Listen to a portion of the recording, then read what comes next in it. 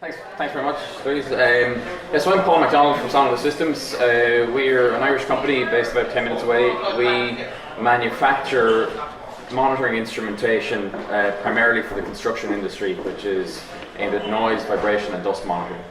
And what I go through is some of the issues that the construction industry, and particularly the Irish construction industry, are facing now about compliance monitoring around environmental issues, and some of the techniques we have and some of the systems we have or that are available even from other people to try and solve these issues. And where we started out was about 10 or 11 years ago, working with city councils to start monitoring environmental parameters on a large scale, trying to find cost-effective ways of doing things with small numbers of people. Usually the local authority either have a team that have a task and they don't have the requisite expertise, or they have a small number of people who have those expertise and they don't have enough manpower to cover a whole city or a whole local authority. And that was the genesis of our technology, and since then we've started working primarily in the construction industry. We do about 70% of our business in construction. The rest is smart cities and local authorities. We have projects all over the world, through Scandinavia, London, South America, East Coast of America, stuff in Australia, India, China, everywhere. And I suppose what I'll go through is some of the things we've learned and some of the trends that we've spotted that are now very current in the Irish construction industry. And what we see tending to happen is that the Scandinavian market is about 5 years ahead of the UK market. The UK market is then about 3 to 5 years ahead of the Irish market, and those things start to filter down. And what we see happening with people, particularly in these three key areas of noise, vibration and dust, starts out with increased regulation from local authorities. Local authorities get educated, they get trained up, they run a number of courses. Particularly during the downturn, we noticed an awful lot of local authorities were upskilling their staff and their environmental staff, and you get increased regulation and tighter compliance rules on construction sites. And with that comes increased awareness of the type of monitoring that's required, the type of instrumentation that's necessary, and the type of data that's available. And that awareness stretches right across regulatory authorities, across contractors, subcontractors, across staff members and unions in terms of health and safety policy, and across the general public. So everybody's now aware that noise can be monitored, noise can be controlled. The vibration monitors are available because we used one on the previous project, and contractors are starting to take this as standard process and standard procedure on a lot of large jobs. And with that comes increased expectation. So the public expect to be able to go in, engage with the contractor, to have noise controlled, to have dust emissions reduced. They expect to have vibration monitoring carried out on their premises or on neighbouring premises, and that neighbour might be it might be a residential neighbour in their own home. It might be another big corporate body that's in the building next door and doesn't want business interruption. It might be a hospital, it might be a library, or whatever it is. But there's an expectation right across that group of people that all these things can be monitored, that the data can be available, that you can take out your phone and you can pull up some data somewhere about noise, vibration, dust, that there is an expectation of instrumentation being available. And that means that this has become a commonplace on an awful lot of sites. And with that increased expectation, potentially comes increased costs. And those increased costs are the question mark beside it, because it depends on which side of the equation you're on, or what your point of view is in this area of compliance monitoring. A developer might see this as increased costs. In fact, they regularly do. And it's only in the last maybe 6 to 12 months that we've seen a kind of a turn in attitudes to this type of monitoring in the construction industry, because initially there was a lot of resistance to it. Increased costs because now I have to employ somebody to do this, or I have to buy a piece of instrumentation. But as you go higher up that food chain and see there's increased regulation and increased enforcement of this, the costs are no longer the cost of the instrumentation. The costs are the cost of delays, the cost of compensation for damaging a building next door, the cost of having the site slowed down and taking an extra 2 weeks because you have to do an awful lot of reporting to the local authority, who now are demanding monthly reports on compliance with all your environmental parameters. The costs are much larger of slowing the project down, delaying the project, than they are in implementing things.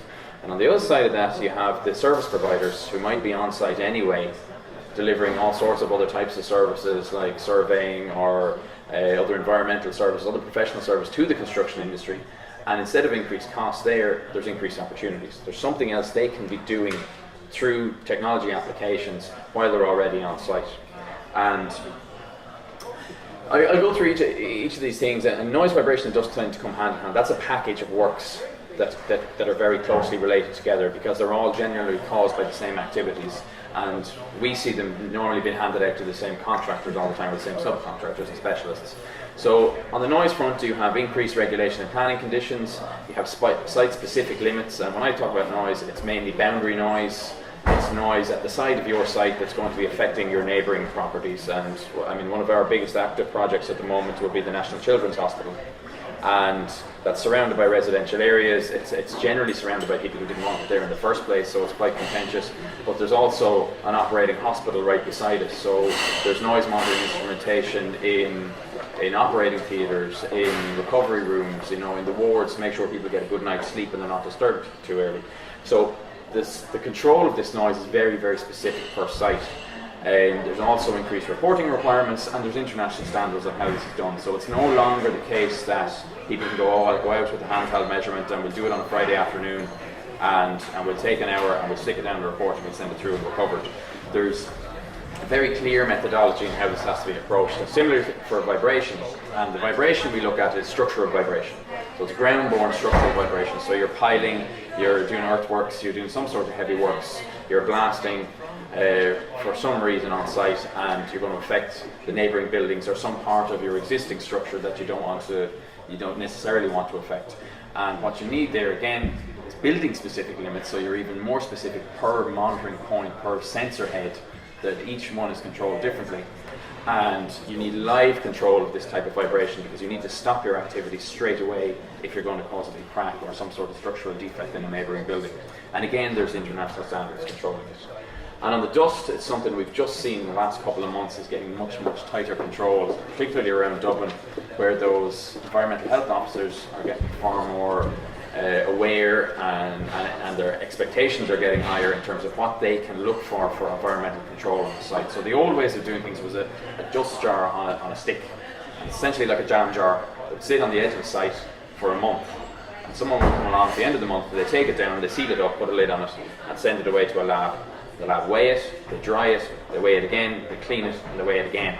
And they send you back a report about 6 weeks later that says, yes, it was very dusty in July. This was the amount of dust you had per metre squared in July. And you get that sometime towards the end of August.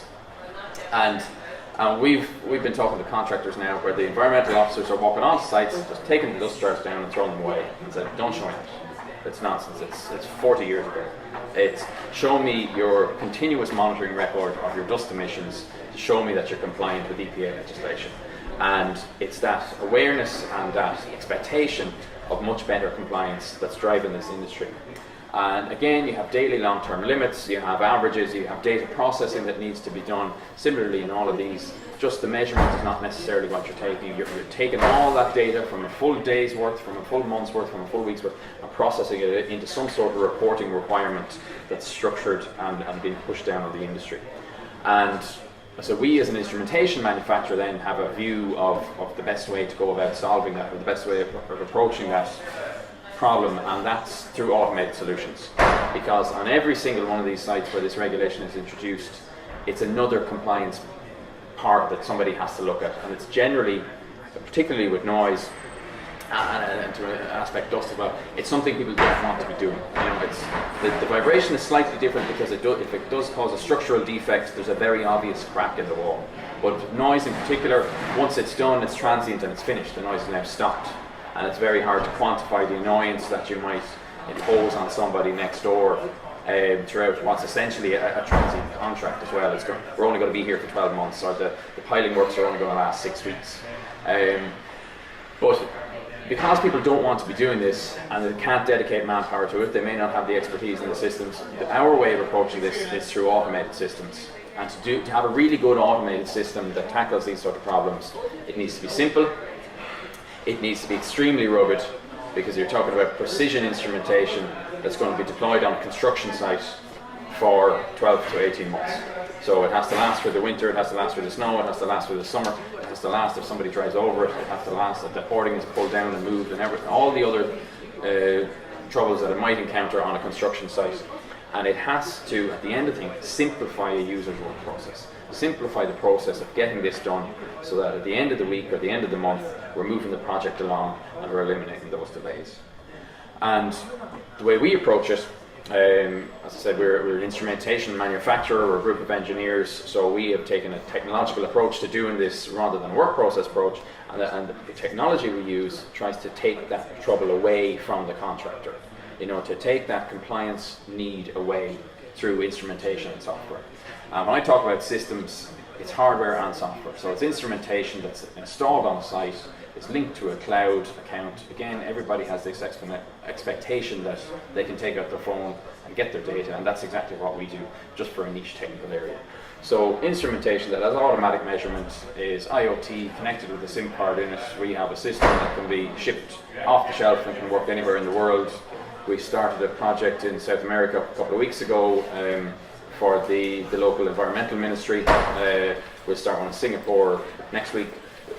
And otherwise they might be going out 5 minutes down the road. We actually have one right outside the window from where our stand is, measuring crowd noise in here. We have another one outside the front gate on Jones's Road for measuring concerts. They go anywhere and everywhere, but they have to be automatic. They have to be able to upload automatically and simplify that process of getting the data online.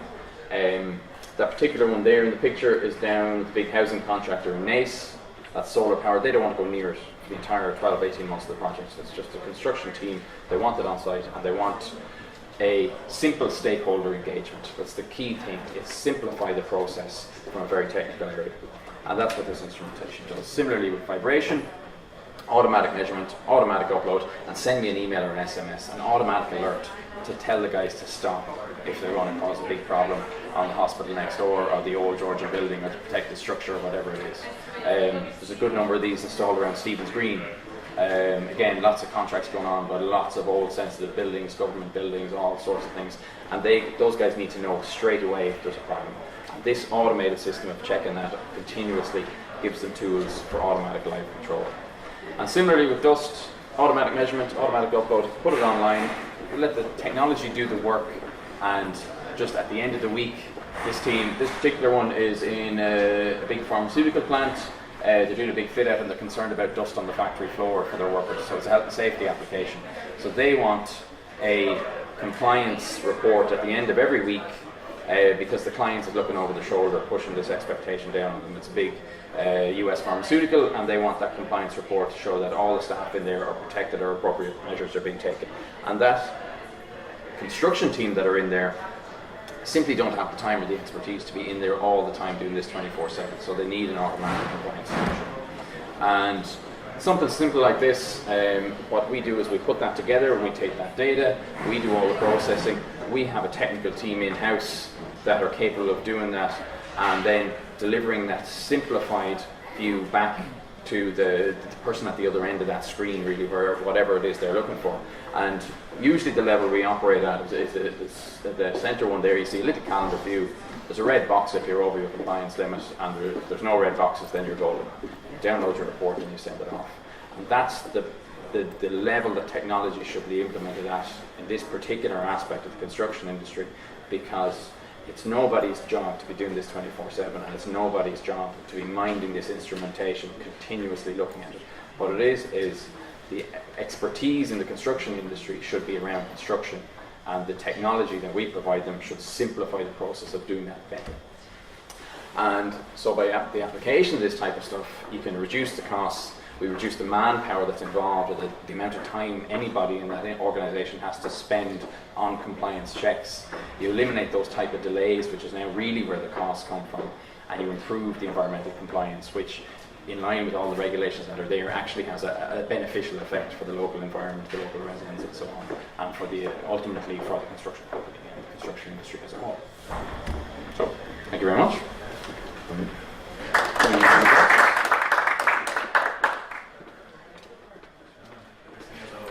Yeah, just a question.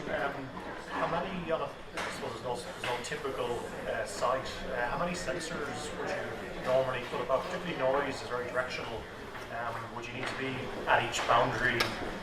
Normally we would, yeah, you'd go for at least each boundary if you have what would be a sensitive receptor on that site. So if you had a site that was out onto the road, you may not put one on the roadside because it's just traffic. But if you have an office block on one side and a house on the other and a hospital or something behind you, then you need one on each boundary, because the directional aspect of it, you might have site cabins on one side that are shielding it, and you're generally trying to control noise at the receptor. And it's the practicality of installing instrumentation needs is put at the boundary of your site, but really what you're trying to control is noise at that sensitive building. Yes. So you're trying to measure as close to it as possible, and that usually means putting one on each boundary. So, a large site might have 3 noise monitors on it, and depending on the nature of buildings beside it, could have 3 or 4 vibration monitors on it, and maybe a dust monitor on each boundary to say there's a dust event at your west boundary today, something's happening, engage your dust suppression. But like that, as I was saying, these things tend to filter down, as we've seen, from Scandinavian systems into the UK and down here. We talked to our Scandinavian partners, and if we had 4 vibration monitors on a site, they'd have 12 or 15 on the same site. On a large tunnelling project, the local council might specify 300 vibration monitors, at €6,000 a piece. It's an enormous investment in protecting the environment around it, if the regulation is there and the enforcement of it is there. You mentioned the hospital earlier. Do you do aspergillus testing, like air quality, like aspergillus and hospitals? Do you get into that kind of thing? I suppose where we sit is an instrumentation manufacturer, because we started out, we did a lot of consultation, we would write policy documents. My own background is in noise, but what tended to work better for us, just as a commercial organisation, is to be an instrumentation manufacturer and provide, and then partner with other service providers. So maybe give an automated system to somebody who's already on site as a health and safety consultant or an environmental consultant in the construction industry, and then we just give them tools to deliver another service. So we tend not to give consultation and give advice on it, but we tend to just build systems that can keep working and keep measuring, and that people make decisions based on it.